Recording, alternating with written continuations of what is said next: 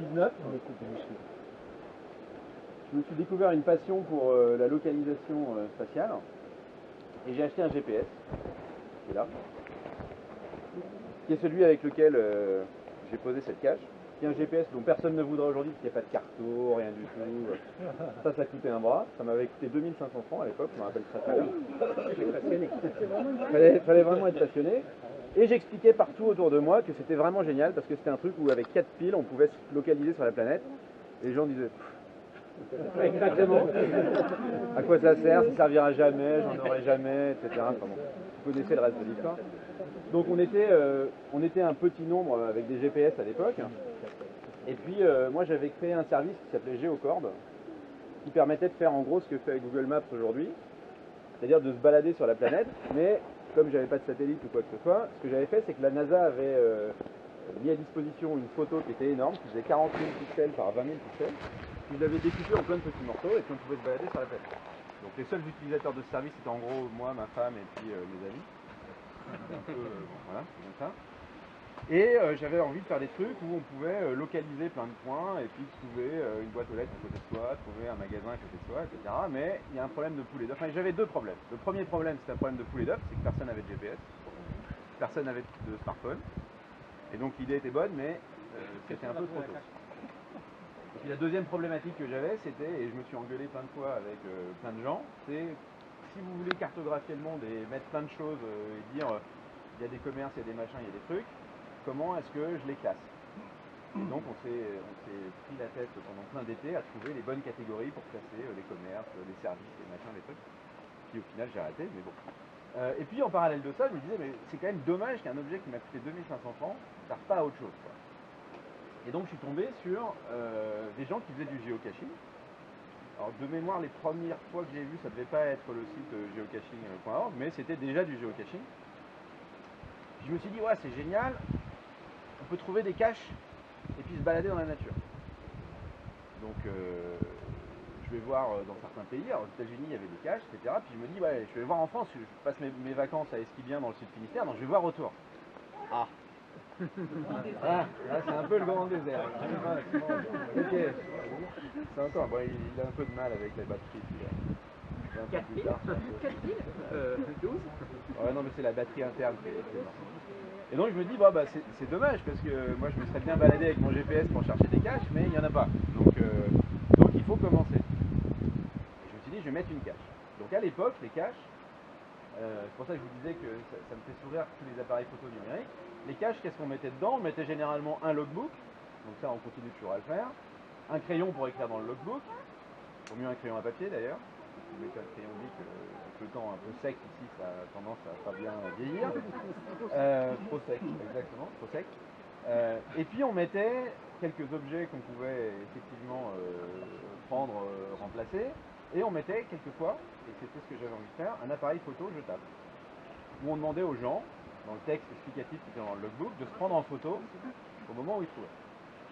Donc c'est ce que j'avais fait dans cette cache là, enfin j'avais trouvé un endroit, j'avais regardé un peu la carte, j'aimais bien le Finistère sud évidemment, donc j'allais le faire dans le Finistère sud, et puis comme je passais la majorité de mon temps dans le sud du Finistère sud, enfin dans le sud du Cap Sizun, je me suis dit que j'allais le mettre dans le nord du Cap Sizun, comme ça me forcerait à venir voir les paysages.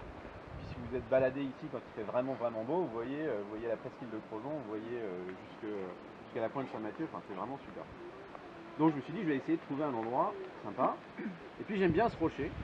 Donc ce rocher qui s'appelle la barque de Saint-Conogan dit que c'est à bord de ce rocher que Saint-Conogan a traversé la Manche.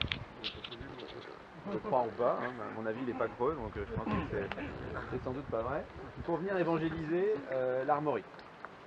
Et il y a eu une tempête, il s'est cogné dans des rochers à côté de Fort-Spéron, là, qui s'appelle Garrectoul, et il a atterri là. Voilà, donc il y a ce gros rocher qui fait 21 tonnes qui est là, et que j'aimais bien faire découvrir à des amis.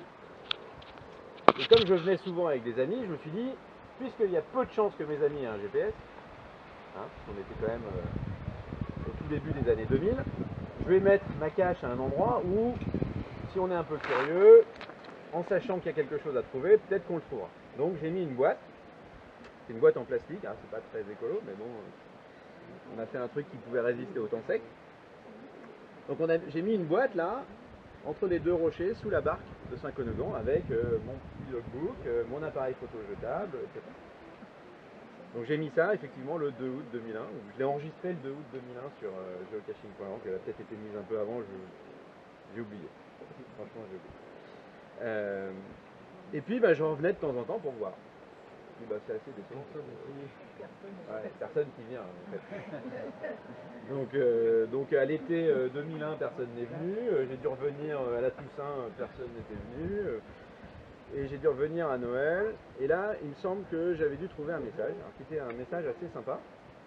C'était quelqu'un qui n'avait pas du tout trouvé avec un GPS, hein. Sans doute quelqu'un qui ne savait même pas ce que c'était avec un GPS. Mais c'est quelqu'un qui l'avait trouvé, c'était une maman qui disait, alors son texte faisait plusieurs pages sur le logbook, elle disait je suis vraiment désolé, etc. Mes enfants ont trouvé une boîte. Ils l'avaient emmené à leur mère qui était restée près du moulin, donc ils avaient emmené la boîte avec tout ce qu'il y avait dedans près du moulin. Et puis la mère les a engueulés d'abord. Je ne sais pas s'ils sont devenus géocacheurs par la suite, mais en tout cas ils se sont fait engueuler. Elle nous avait bien dit qu'elle les avait engueulés, parce que ça ne se faisait pas de déplacer des boîtes. Et puis après elle a quand même expliqué, parce que comme j'expliquais à quoi ça servait dans le truc, elle expliquait dans son texte qu'elle trouvait l'idée vachement bien, etc. Et que donc ils se sont permis de se prendre en photo avec l'appareil jetable. Et qu'elle est revenue avec ses enfants pour replacer la boîte sous la barque de Saint-Connegan. Donc là, je me suis dit, ouais, c'est sympa quand même, ça marche. Bon, c'est pas des gens qui avaient un GPS, mais voilà, ça marche quand même.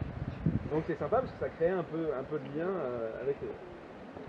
Donc, je me suis dit, bon, lueur d'espoir, voilà, l'année 2001 finit quand même sur quelqu'un qui l'a trouvé. Donc on l'a laissé, et puis ça devait être l'été l'année d'après. On est revenu voir si la boîte était là, et par chance ou par malchance, on est tombé assez proche de la période où en fait la cache a été détruite, hein, puisqu'on a retrouvé dans la vallée des morceaux de la boîte qui étaient cassés et la pellicule de l'appareil photo jetable qui était arrachée. Donc on n'a jamais vu les photos de l'appareil photo jetable. Déjà à l'époque. C'est dommage. Mais comme c'était pas du numérique et qu'il il devait y avoir 24 poses sur l'appareil, ben voilà, ils avaient pris 2 photos les premiers qu'il avait trouvés, donc on l'avait laissé et puis on l'avait pas développé tout de suite. Ça coûtait de l'argent pour le développer. Donc ben voilà, la cache est terminée. Donc là j'ai hésité à la remettre. Je me suis dit, j'ai essayé de comprendre pourquoi elle avait été saccagée. Bon, elle a été saccagée parce qu'on fait tous des conneries quand on est gamin. Hein. Qui n'a jamais saccagé quelque chose et l'a regretté après? Il n'y a pas de dégâts. Non, mais là en l'occurrence c'était sans doute des gamins, je crois. Je pense que voilà, c'était de la bêtise pure, mais bon, c'est pas dramatique.